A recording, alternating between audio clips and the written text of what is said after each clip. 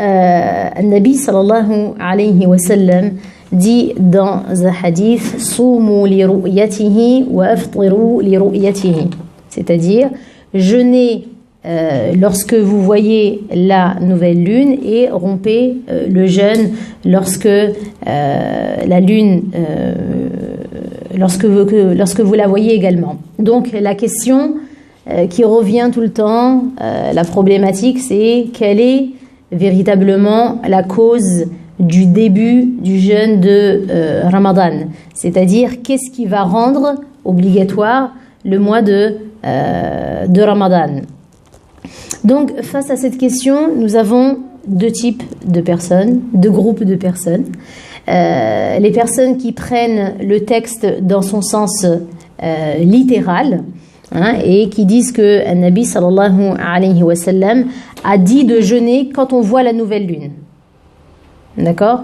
Donc ce sont les littéralistes, et donc ils disent qu'on doit attendre de voir de nos propres yeux la nouvelle lune pour pouvoir commencer le mois de Ramadan. Donc il faut attendre de la voir. Donc pour eux, la constatation visuelle, la vision, c'est le seul et unique moyen de déterminer le début du mois de Ramadan, parce qu'ils disent que la vision, en fait, c'est un acte d'adoration en soi.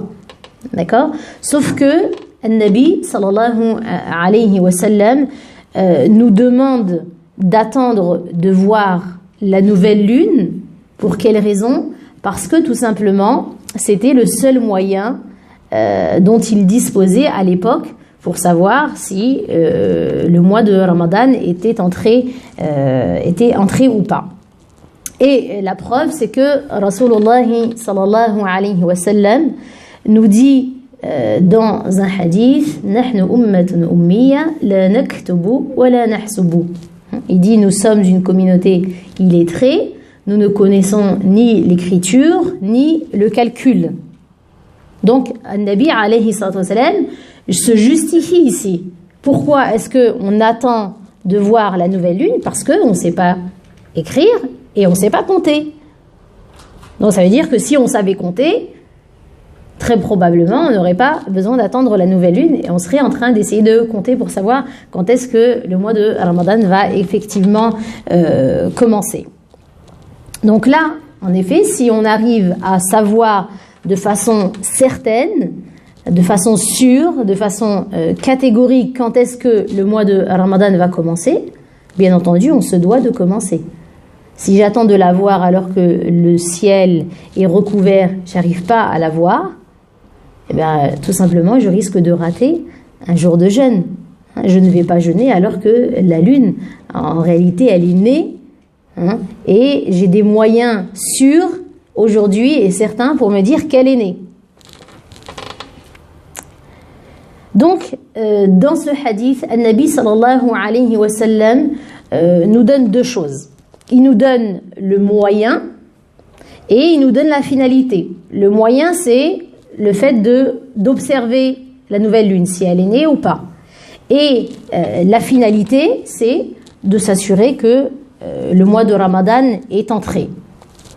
Donc, nous allons étudier la question au niveau juridique et nous allons commencer par aborder un thème qui est extrêmement important dans les sciences de Usul al-Fiqh, à savoir les fondements du droit musulman. On va aborder la question de al-illa. Al-illa, c'est la raison d'être. Je vais vous donner un exemple très connu et très accessible pour bien comprendre ce qu'est la raison d'être, ce qu'est al-illa. Ça correspond à quoi? La illa, c'est la raison d'être d'une prescription. Ça veut dire que quand vous avez une prescription, par exemple, telle chose est interdite, telle chose est obligatoire. Pourquoi? C'est parce qu'il y a une raison d'être qui va justifier cette prescription. Je vous donne l'exemple du vin. On a un texte qui nous dit clairement que le vin est interdit. Pourquoi? Quelle est la raison d'être de cette prescription? C'est parce que ça rend ivre. D'accord? Donc, si aujourd'hui je trouve une boisson, une nouvelle boisson dont je ne connais pas la prescription, Si en effet, je vois que la même raison d'être, c'est-à-dire l'ivresse, est présente dans cette chose, eh bien cette chose, on va lui appliquer la même prescription juridique, à savoir, elle sera aussi interdite. Et il y a une règle dans le droit musulman qui dit Al-hukmu yaduru bi'illatihi wujudan wa adama. C'est-à-dire que la prescription, elle dépend de sa raison d'être. Quand la raison d'être, elle est présente, eh bien, la prescription, elle va être présente. C'est-à-dire que la raison d'être, on a dit, c'est l'ivresse.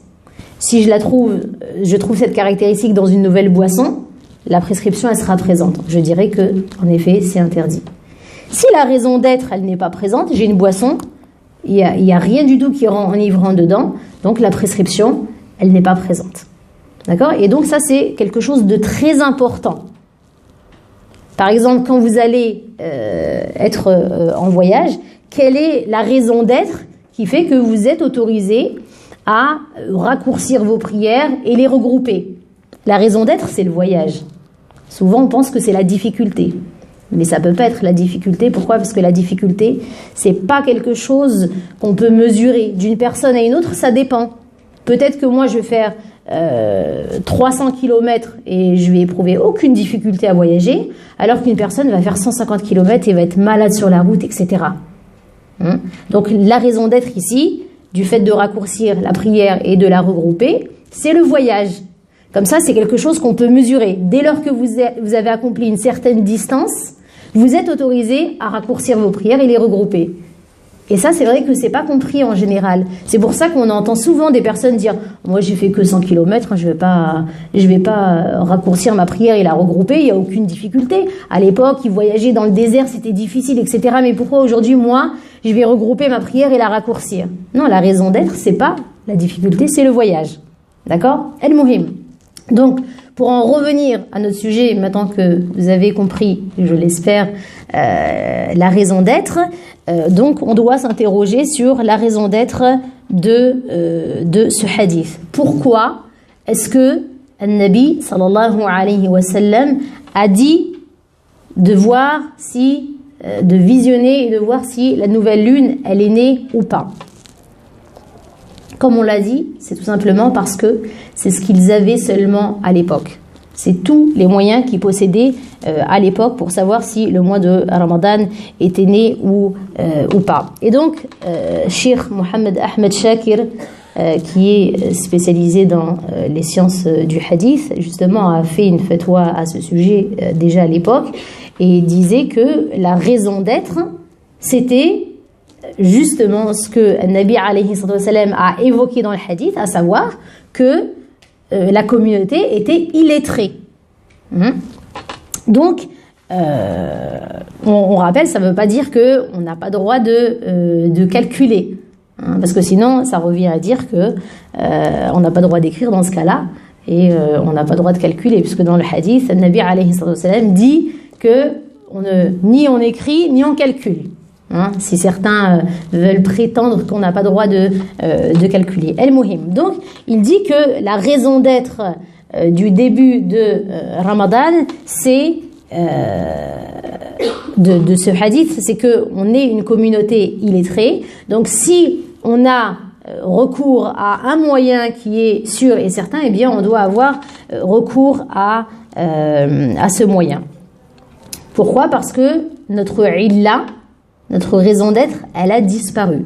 Aujourd'hui, nous ne sommes plus une communauté illettrée, nous savons écrire et nous savons calculer. D'ailleurs, Allah subhanahu wa ta'ala dit dans le Coran « لِتَعْلَمُوا عَدَدَ السِّنِينَ وَالْحِسَابِ » pour que vous connaissiez le nombre d'années et le calcul.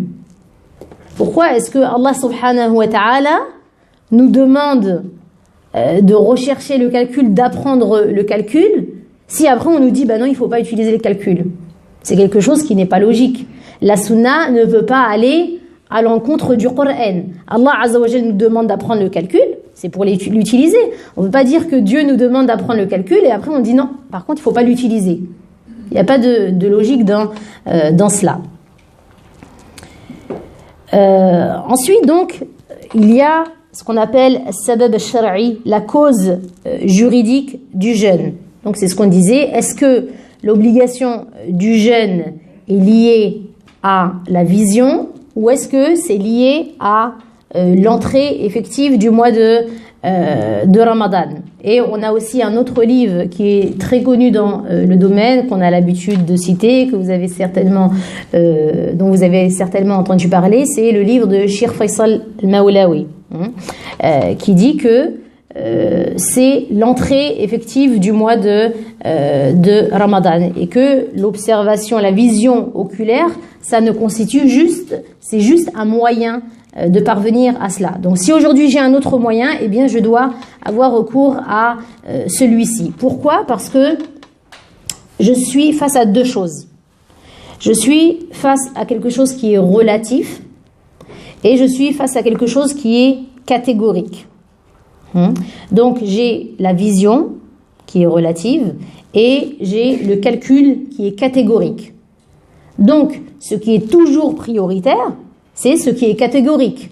Encore une fois, c'est quelque chose de logique. Donc la constatation visuelle, elle est relative et le calcul, il est catégorique.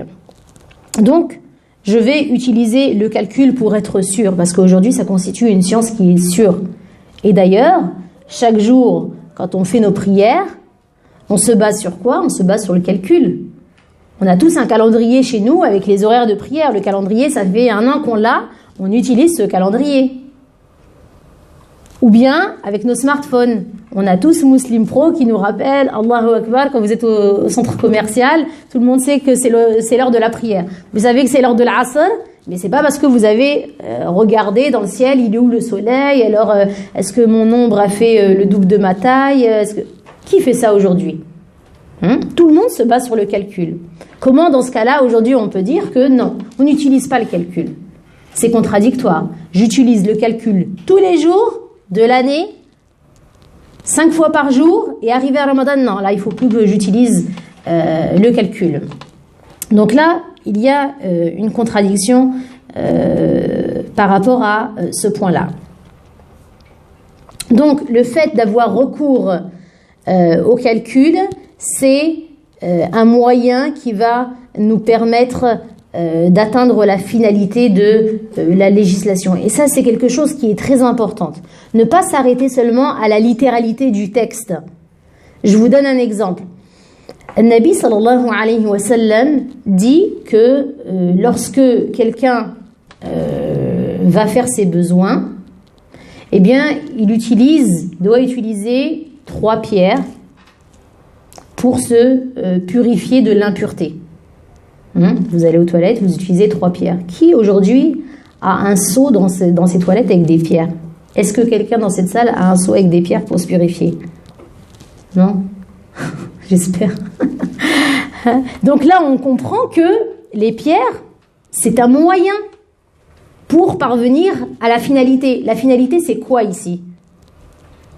C'est exactement la purification, d'être purifié de l'impureté. Donc, peu importe le moyen que je vais utiliser, il faut que j'utilise un moyen qui va me permettre d'être propre, d'enlever l'impureté. C'est pour ça aujourd'hui qu'on utilise tous du papier toilette et de l'eau. Et là, c'est la même chose. La vision, c'est le moyen. J'ai une finalité, c'est de m'assurer que le mois de Ramadan est entré. Si j'ai quelque chose qui va me permettre d'assurer cette finalité, ben, je dois avoir recours à cette chose-là. Donc, il est important de ne pas choisir les prescriptions comme bon nous semble. Donc là, je vois qu'il y a le moyen et la finalité, mais là, non, il n'y a plus de moyen et de finalité. Ensuite, il y a une autre règle qui est très importante, c'est la ibratan bikhtilaf al-matali'. C'est-à-dire que c'est la règle de la non-prise en considération de la multiplicité des levants. Ça veut dire quoi? Ça, c'est une règle qui est majoritaire dans les écoles. C'est-à-dire que dès lors que la nouvelle lune, elle est née, peu importe, yani elle est née à un endroit sur l'île de Pâques ou je ne sais où, dès qu'on a vu qu'elle est née, eh bien le jeûne devient obligatoire pour tout le monde. Dès que la nouvelle lune, elle apparaît, la naissance en fait de la nouvelle lune, c'est un moment, si vous voulez, qui est universel. Et rappelez-vous le hadith, Nabi alayhi sallam dit Soumu li ru'yatihi. Jeûnez lorsque vous voyez la nouvelle lune. Donc dès qu'elle a été vue, tout le monde doit jeûner. C'est pas en France on jeûne lundi, en Algérie on jeûne mardi, au Maroc on jeûne mercredi, en Turquie on jeûne jeudi, en Arabie Saoudite on jeûne vendredi, et puis on va faire comme ça sur toute l'année. Dès lors que la nouvelle lune elle est née, tout le monde doit jeûner. Et ça c'est une règle qui est majoritaire. C'est-à-dire que les personnes qui sont pro-vision, elles doivent suivre cette règle. Et là, on voit que ça n'est pas le cas. Ça veut dire qu'il y a un problème. Ça veut dire que c'est aussi politique. Si l'Arabie Saoudite, si on lui dit que tel pays a vu la nouvelle lune, eux, ils ne l'ont pas vue, donc ils ne gênent pas. C'est facile à comprendre. L'équation est facile, très facile à résoudre. Donc là, en effet, on voit qu'il y a un problème. Et donc, cette règle de la ibratan bikhtilaf al-matali', c'est une règle qui est majoritaire. Donc, tous les provisions, ils doivent suivre cette règle. Donc, quand le prophète sallallahu alayhi wa sallam dit jeûner à sa vue, c'est jeûner, c'est vous tous les musulmans. C'est pas non, chaque pays doit jeûner à sa vue. Dans ce cas-là, chaque famille aussi va jeûner à sa vue. Et d'ailleurs, on en a plein d'anecdotes qui nous rapportent que l'Arabie Saoudite, elle s'est trompée.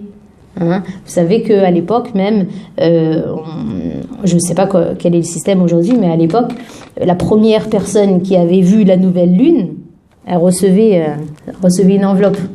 Alors imaginez le résultat.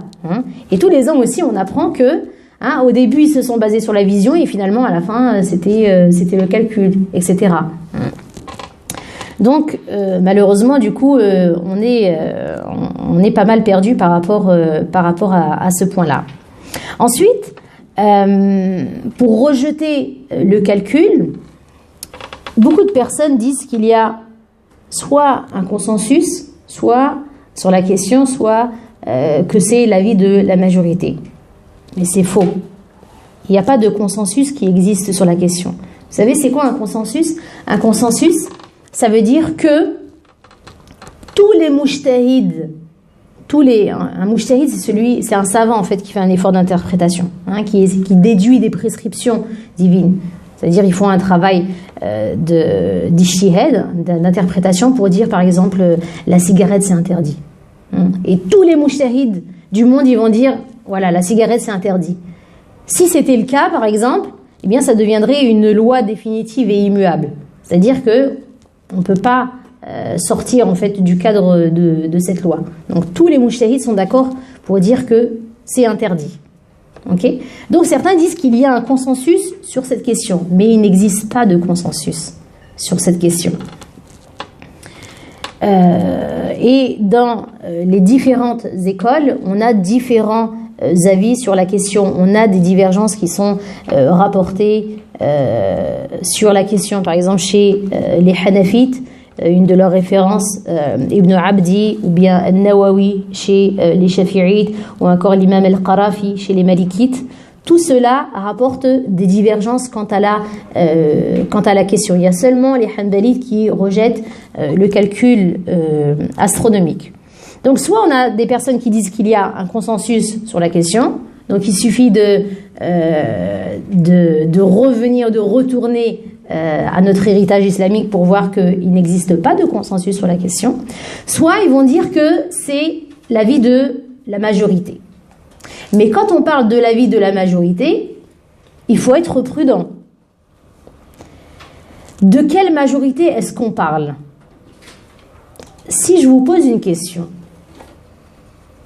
savez-vous quelle est la durée maximale de grossesse? Ça tombe très bien parce qu'on a un docteur avec nous. Quelle est la durée maximale de grossesse pour l'avis de la majorité?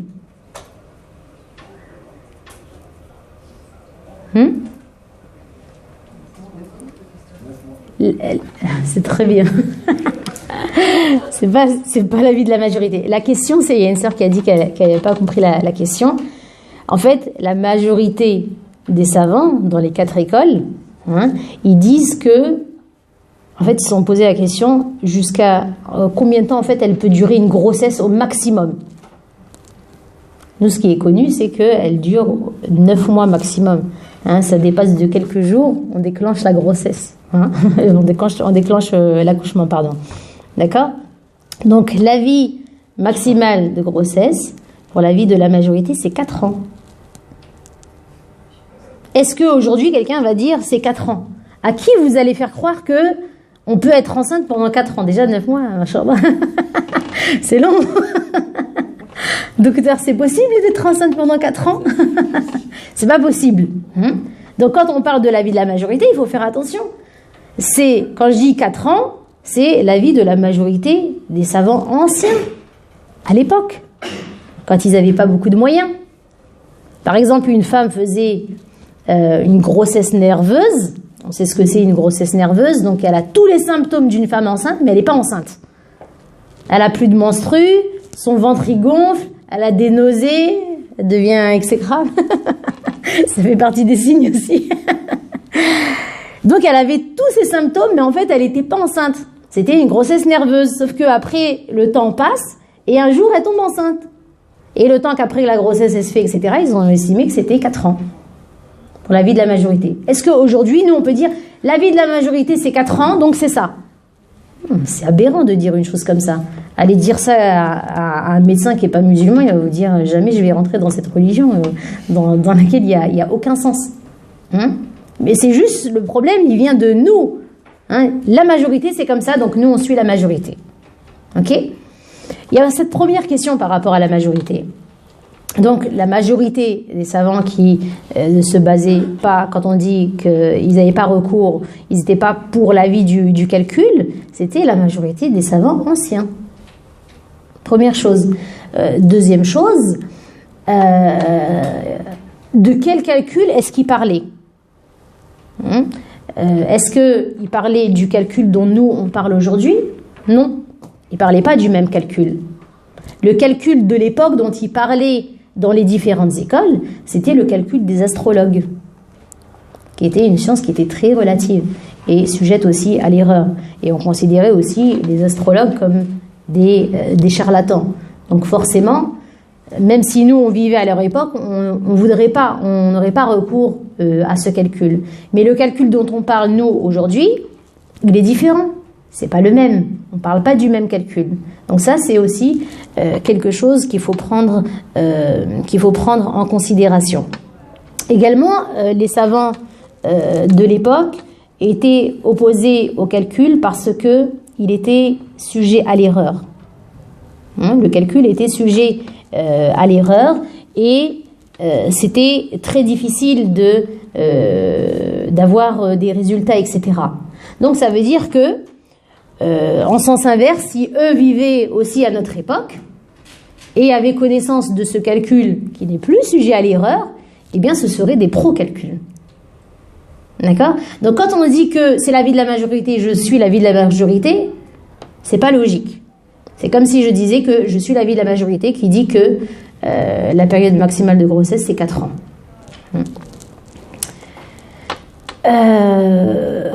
Donc voilà, tout ça pour dire que An-Nabi alayhi sallam, lorsqu'il dit Soumu li ru'yatihi wa aftiru li ru'yatihi, donc jeûner à sa vue et arrêtez de jeûner quand vous le voyez, la vision c'est juste un moyen. Et donc An-Nabi alayhi sallam nous donne ce moyen et nous demande donc d'atteindre la finalité. Donc voilà pour le côté vision et calcul. Est-ce qu'il me reste encore du temps? Ouais. Ok. Donc